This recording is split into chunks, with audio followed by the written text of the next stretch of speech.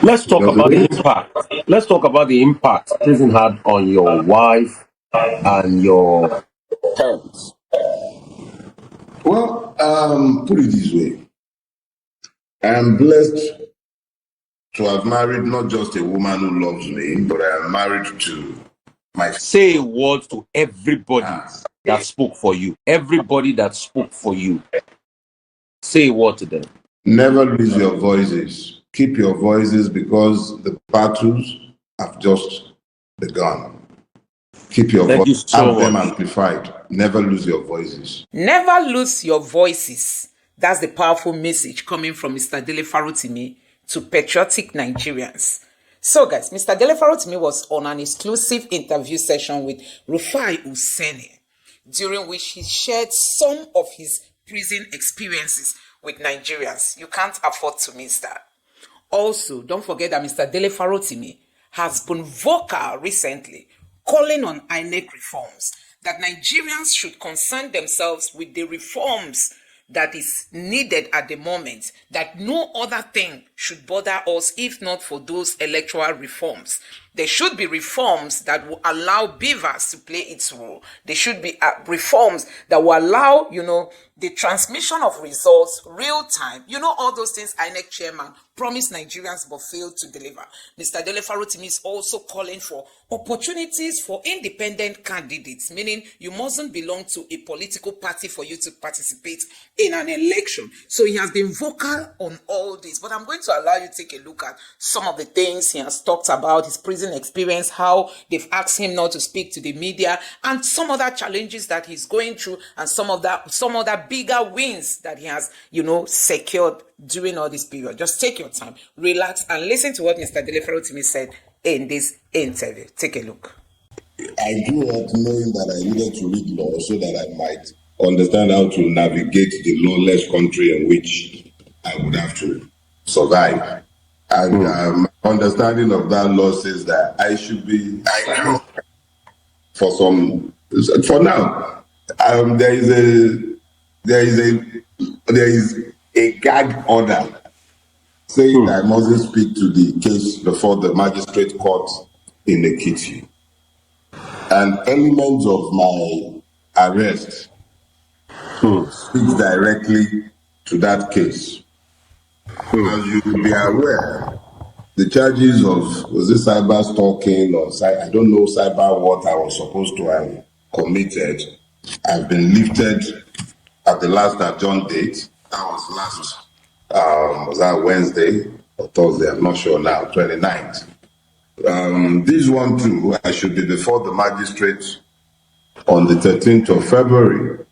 So I promise I will come back and talk to you about that part. But the part related to the prison, I promised my fellow inmates, you understand?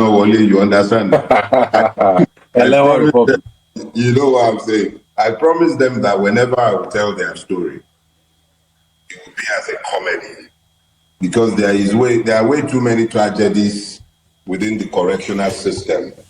And if I cannot do anything to help resolve the many challenges that I saw there, I shouldn't do anything to exacerbate the situation. I saw prison officers spending their own monies on drugs for sick inmates.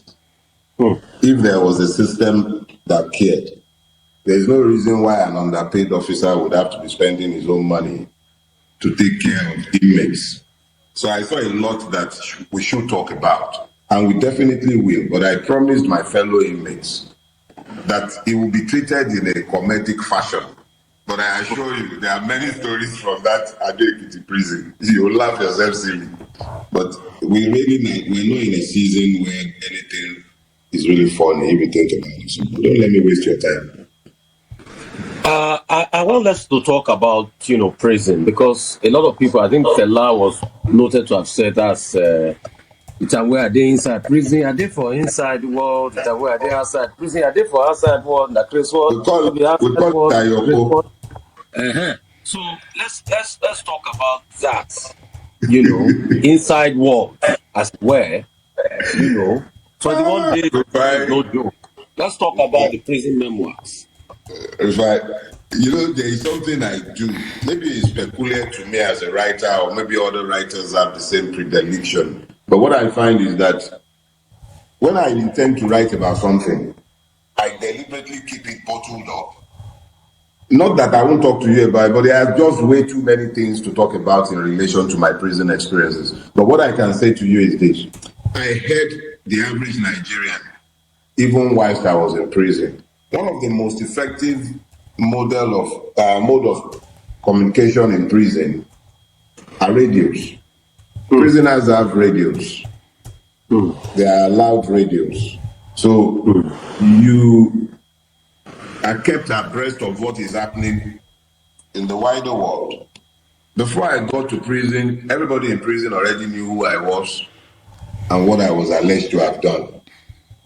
So I wasn't entering the prison unknown. And I was blessed to meet I must say that a lot of people within the human rights community, particularly the old timers, had already established for me what I was to expect whenever I went to prison. And prison was always an expectation for me.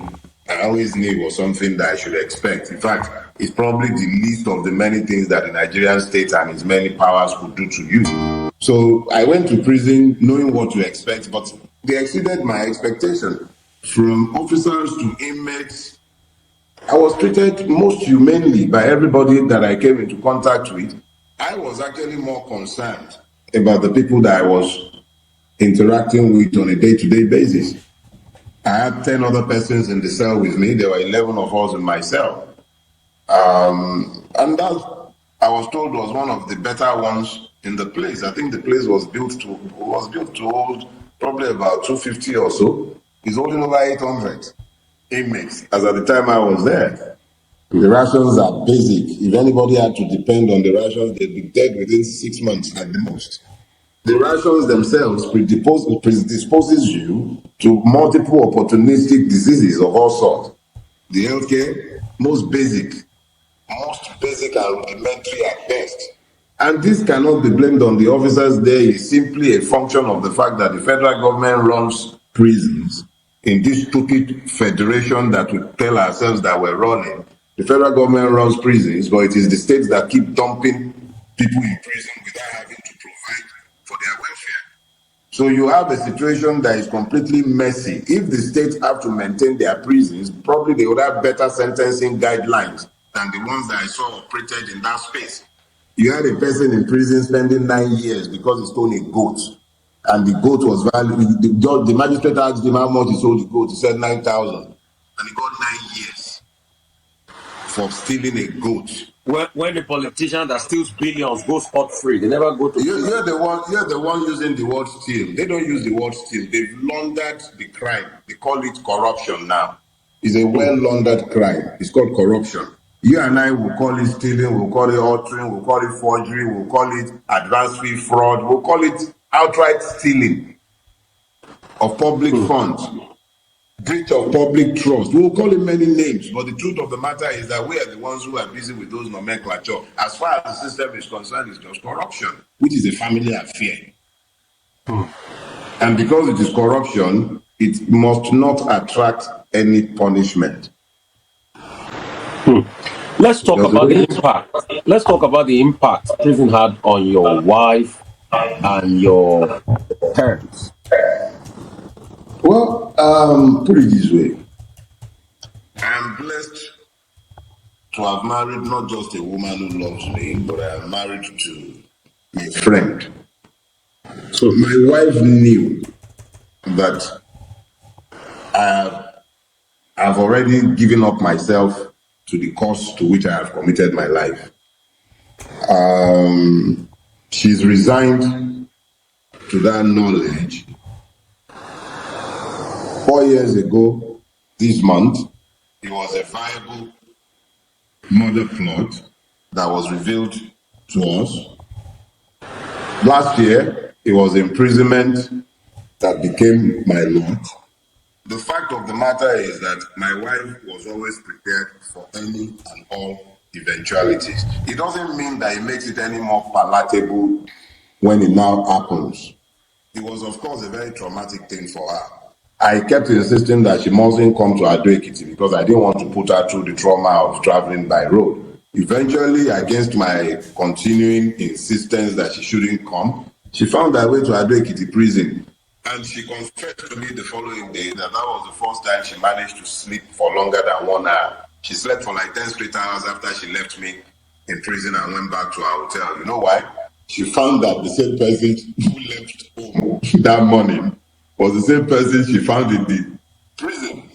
Because the reality of the matter is that, Rufai, we don't do what we do without having prepared your mind for the worst that the system can throw at you. I go to my bed every evening, thankful to God that I made it to my bed, but prepared to meet my maker before the morning. And I leave my house every morning, thankful to God that I made it up.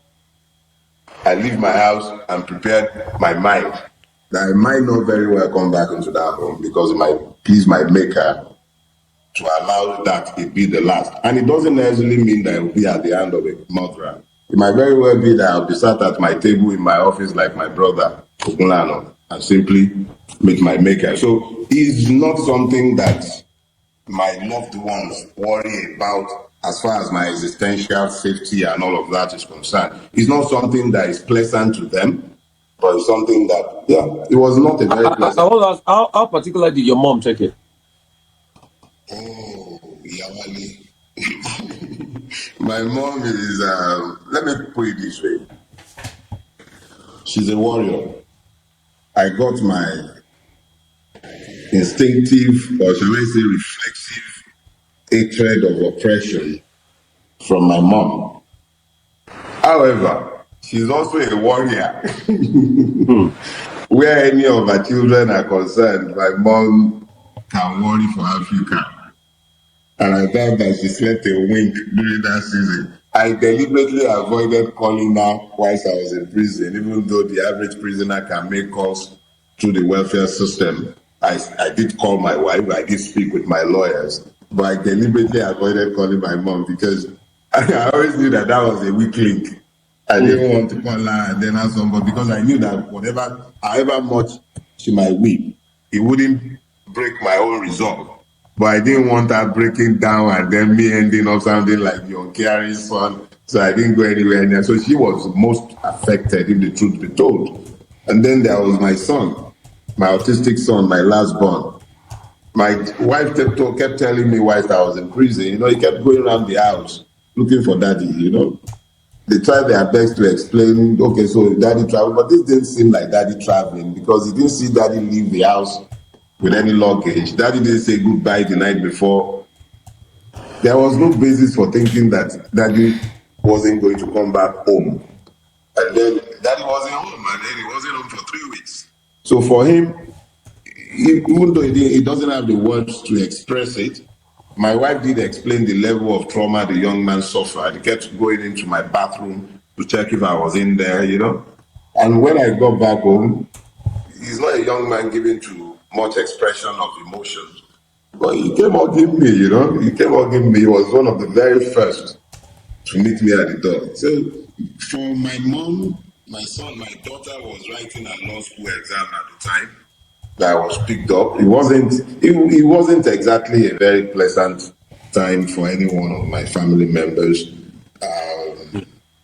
Let's quickly talk about what you're doing for people with autism, a charity side to you that you're trying to do for people with autism, because like you mentioned your son, because that's a project that I think impact a lot of people, parents that have children with autism. Before we now come back and talk about how did you react to people that betrayed you when you were in prison, because a lot of betrayal happened. In fact, a lot of people don't know that people that felt like they were fighting the loudest, they were speaking the loudest, were the one betraying the most. We're not going to mention names here, but a lot of betrayal happened. But let's talk about that project you're doing for the center you're trying to build for autistic children that can help society and all of that.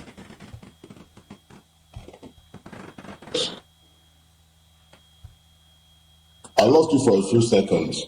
I got you up to the point where you were talking about those. I lost you for a few seconds I Okay, heard you up to the point where you said.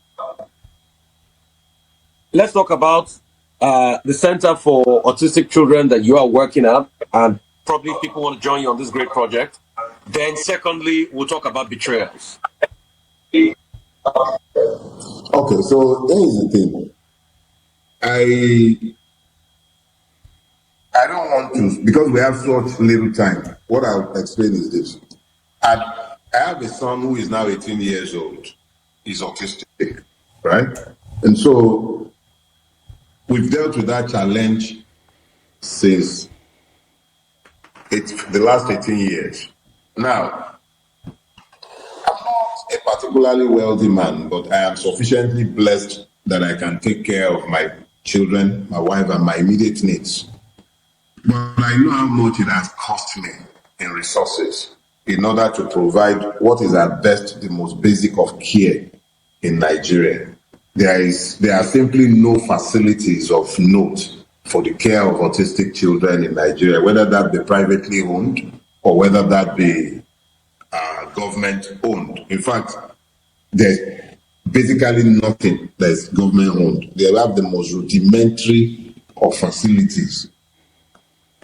So, having to care for my son privately in the last 18 years, my wife has had to give up her own life, more or less. There have been times when they've had to go to South Africa for a month every 2 months. So, like 3-4 times in a year, they spend a whole month in South Africa. How many Nigerians can afford that? I did that for years. To get diagnoses, we had to go to America when he was much younger. So I look at the total amount that we've had to spend over the years, and now that he's approaching adulthood at 18, there is really nothing left in the system for him. There has been nothing left in the system for him for some time, at least known to us. So we were already thinking of, okay, so now we have to move him abroad at least for a year so that he will learn functional skills, so that he might be able to take care of himself as he progresses into manhood. And then I saw the cost. And these costs were coming around in the age when Buhari had already destroyed the economy, and just as Bulaba was taking over the saddle. And then I looked at this cost and I realized that there is no way I couldn't afford it any longer. And even if I were to be able to afford it, how many other persons will be able to afford it? So I decided that we'll try and pull resources together in Nigeria, bring as many of the experts as we can find within Nigeria for the benefit of our son and for as many other persons as would require this, because there is simply nothing available in the country. So we were already thinking of this. We registered the foundation over a year ago, long before I wrote the book. I seeded land out of some land that I own in the free trade zone axis. I gave land for the construction of a center. We are still in that infancy stage where we're designing and trying to put something together when the book was launched in June. Now, I wrote a book knowing that there are bound to be reactions. People were bound to get emotional and angry and everything. And I didn't want to end up having to be responding to, he wrote the book in order to enrich himself. Anniversary, it was already available for free download. The second book became available for free download within 6 months. So this one wasn't written for money either. So on the day of the launching, I announced specifically that all proceeds will go to this charity that I've set up for the care of autistic children. In Nigeria, all proceeds have been going directly into the account of that charity. The only money that is outstanding is the one that is to be repatriated when Amazon might have made the payment. We've been affected by the interim injunctions that were procured up and down the length of Nigeria whilst I was in prison, which has meant that we cannot sell the books in Nigeria. Maybe if we had been able to sell the books in Nigeria, we might have been able to augment the account of the foundation, but we'll see how long that lasts. When it comes to the issue of betrayals, you see, I have never believed in Voltrons. Voltrons are those who personalize the struggle for liberty. So you may betray Voltrons. I am not a Voltron. So nobody betrayed me. The only thing they betrayed were their own ideals, their own professed principles, their hypocrisy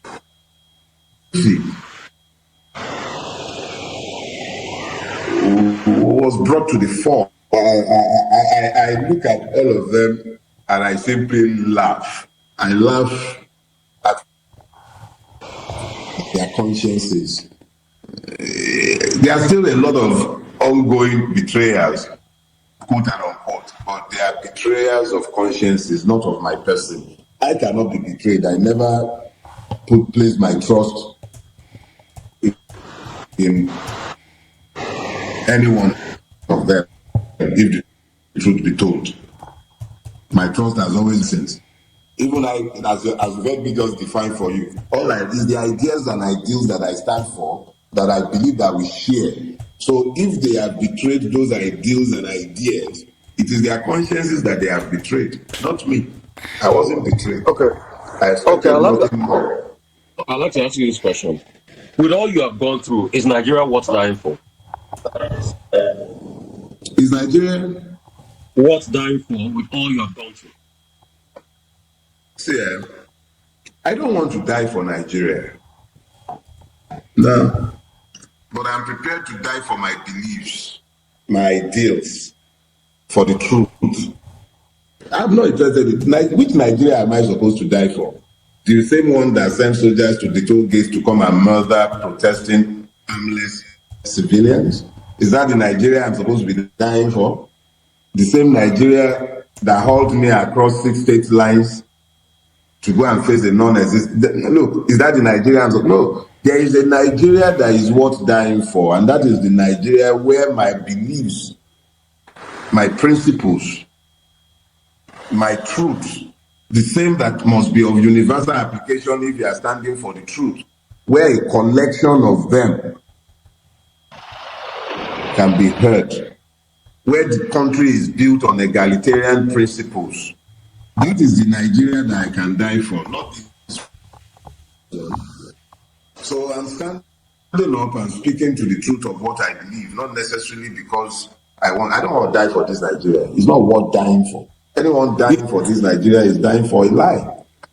Do you think that 2027 elections might be different from 2023 elections, or you think the politicians will hijack it again?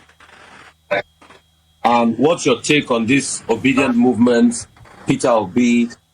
A lot of people talking about back and forth infighting in the Labour Party.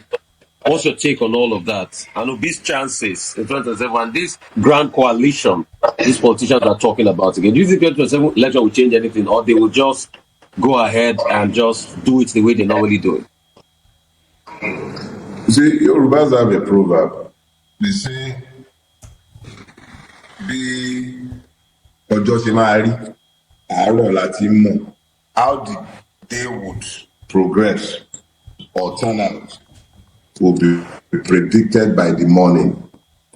Anybody waiting until 2027 has already lost 2027. It is critical that the Nigerian voice must be heard. It is critical that our votes must count. In the absence of an assurance of the sanctity of our electoral rights, in the absence of a clear and unambiguous statement in law that makes it clear that there must be clear transmission of results from Beavers to IREV, that there must be independent candidacy to take away the monetized delegate system, and that there must be diaspora voting. In the absence of a democratization of the process of election itself, it's a waste of time. You already have a situation where Wike's cousin, or was it his nominee, his former, somebody connected to him was the one conducting elections in Edo State as the President Electoral Commissioner. what do you expect? What kind of result are you expecting? Even if the people are selling their votes, let them be able to sell an effective franchise. Let the vote count. When we've done that, we can start talking about all these grand coalitions. I don't believe in any one of those fraudulent platforms. It is the people themselves we need to be uniting, not politicians. Politicians are already united. The only thing that disunites politicians are usually the sharing arrangements and formula. Whether the Labour Party is disintegrating, I can't care less. I am not a member of their party. None of these parties have any ideological root, and they are not connected to the people. If they are connected to the people, they should be focused on ensuring that there is electoral reform, not all this stupid infighting that is orchestrated by who is getting to share what and who is jostling for what post. I can't care less about what is happening amongst them. As far as the obedience are concerned, what I know, and I have said repeatedly, is that long before there was a Mr. Peter Obi, there was already an obedient movement. It is that same movement that was there during NSAS. It is merely a collection of Nigerians who had started. So real quickly, I want to ask you something. Baba Kode said recently that it was the obedient movement that caused NSAS, that they started it for America to orchestrate against Tinubu. What's your reaction to what Baba Kode said? He also said that Nigerians that say they are hungry is because they are lazy. Then finally, he also said that Bola Ige's death was state murder. What's your take on those three items? Well, look at it this way. If we were talking about a man I don't know or to whom I don't have access, probably I might be a little uncharitable in my response. But I know the family. Let me just put it that way. If I have something to say to Baba Akande, I'll probably call the son who was my classmate in the law school. But let me also extend this as well. I am a Yoruba boy, raised by people who were already in their 70s by the time they were given charge over me. At that age, a man in his 80s is already subject to the vagaries of senility. Because if not, they would have known that there was no obedient movement as at 2020. What there were and what they are still had today are Nigerians who have been distanced from Nigeria by the fact that Nigeria has victimized them. That collective remains there. But to be saying that it was the obedient movement funded, no, those are clear words coming from an old man who is clearly not in complete control of his faculties. The last part of it is him saying that it is state murder. Well, it wouldn't surprise me. Every murder in Nigeria should be treated as state murder. And even more so, his brother and best friend is the president today, and he has access to all kinds of secret files. Let him tell us who the murderers are. I would love to know. A lot of people will be interested in knowing. At least now we know that it's not them, Baba, Adebanjo, and Co that killed. He says it's state murder. Let him tell us who and who. He should tell us more. Abi? Okay. Because I'm a man of my word, I promised 30 minutes on the dot, and it's exactly 30 minutes because I know you're going to go and prepare for your own broadcast on the Dele Farotimii page on YouTube. I say thank you so much. As the Yorubas will say, Shoki love the Oge, and I have to be 30 minutes on the dot. So thank you so much. In fact, and that's why deliberately I didn't take calls, because I know if I take calls, I'll give you one shot. Yes. Eh? You give I'll me give you one shot and then I'll say bye. Okay, you give me one shot to say bye. Okay, real quickly. Another one I would like to bring to your notice is the case of this Sharia conversation we are hearing in the Southwest as we speak. We have been hearing a lot of explanation with Sharia community terms is different from Sharia court and everything. What's your take on this matter? As before I let you go. Now I'm wishing that I didn't give you this final thing. Sorry. No, it's fine. For a long time, I've had this policy. I say, if you don't want the answer, don't ask the question. Now, this is one question I'm now wishing I hadn't been asked, but I will answer it since it's been asked. But I will answer it very briefly. In a multi-ethnic, multicultural, multi-religious society such as Nigeria, one that was founded on the principles of federalism, but has now emerged and become a feudal state found on Islamic instincts. I think the Yoruba Muslim would have to decide what he is first. Is he a Yoruba man or a Muslim? That is the question the Yoruba man who is a Muslim would have to answer for himself. There are so many issues connected to the question you have asked that we really don't have sufficient time to deal with it. Religion has been weaponized amongst Nigerians, and it has today become a wedge issue amongst the Yorubas. A people who have never been divided by religion have today made religion front and center in their discourse. So all I will say is this: let the Yoruba man who is a Muslim decide, let him think deeply that within this Nigerian conclave, what is he first? Is he first a Muslim or is he first a Yoruba man? I think I'll leave my answer. So as we wrap up this conversation on Sharia in Southwest, your advice is Yoruba Ronu, like about Baba Ogunde said back in the days. Yoruba Ronu. Is that your answer? I believe that would be a good way to sum it up. Yoruba need láti ronú very deeply. Are you a Yoruba man first or a Muslim first? Within the context of the Nigerian state, which is no longer a federation, but has become a feudal state. And are you saying this as the new National Organizing Secretary of a divided Afenifere?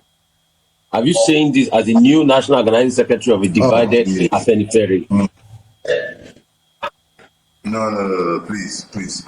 You, Rufai, I am a man who does not fall for frauds. That some people have gathered themselves together and appropriated the name Afenifere to themselves does not make them Afenifere. I can decide to call myself, those who, for instance, prefer to say that I'm Igbo in order to delegitimize what I say. It doesn't make me any less Yoruba than I am, just because they say that I am Igbo. Do you understand? So that some people gather themselves together somewhere and are calling themselves Afenifere. I beg, I don't have time for them. So you're saying you with Baba, with Baba, not Baba faction now. You with Baba. There are no factions. No, Rufai, please. I will not dignify that beer parlor discussion that the Akure people would prefer that me and you are having. There are no factions in Afenifere. Some political jobbers would prefer that we be talking about factions in Afenifere. What is Afenifere? Afenifere is the Yoruba name for the action group. Afenifere is the Yoruba name for the Unity Party. Afenifere is the Yoruba name for the Alliance for Democracy. It is not the name of a socio-cultural organization. We might have masqueraded as one during the military interregnum, but we are not. Is it also the Yoruba name for the ACN or APC? Certainly not. Look, Rufai, at some point, we're definitely going to be having this discussion when we have a whole lot more time. But understand this. Some people would prefer that you thought of Afenifere as a socio-cultural organization. But that is not what it is. Not all Yorubas belong to Afenifere. At no point has Afenifere spoken for all Yorubas. That is why you have Egbe Obo Oduah. That is why you have concerned Yoruba elders. Do you understand? Yes. Yorubas have never coalesced inside Afenifere as one. Afenifere is the Yoruba name for the action group. But let me just get this right. But people like Tinubu, when they were in AD, Egbe Onira were then. They were big members of Afenifere. when he was running for presidency, he came back to his Afenifere fold. That's why the likes of Papa Shorty. No. They are all part of Afenifere area. Afenifere area. Afenifere area. Alafia. Afenifere area. Rufai. Yes. Those who would prefer that the Yorubas be enslaved would be happy to buy the fraud being sold by Tinubu and his co-travelers in Akure. I really would have no time to be discussing the shenanigans in Akure because it is this kind of exchange that gives oxygen to that fraud. Baba Fashoranti was the leader of the party. He resigned. And Chief Adebanjo became our leader. When it was time for Tinubu to run for the presidency, knowing that he could not come anywhere near Chief Adebanjo and those of us with him, he went and resurrected Baba Fashoranti, who had retired on account of old age, specifically senility. He then went and paid him a visit, as at that time dismissed National Publicity Secretary and the organizing secretary, used Baba Fashoranti as a prop because they needed him for their own political adventure. Please, as far as I'm concerned, let them continue to tell the world that they are Afenifere. The world knows who and who are Afenifere. Tinubu used Afenifere when it was convenient for him.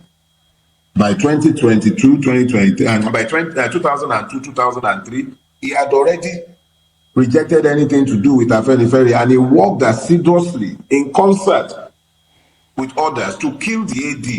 So, somebody who has done that. So let me just get this right. You are the authentic National Organizing Secretary of Afenifere, but Fashoranti and other journeymen in Ondo are fraudulent. Is that what you're saying? I'm saying so without any hesitation. As far as they have, I'm saying so without any. So you're saying the man of over 90 years is a fraud with his own people. What I'm saying, what I said to you, I said he resigned on account of old age, bordering on senility. Those are my words. Okay. And I said that these men have gone to use him as a prop to defraud.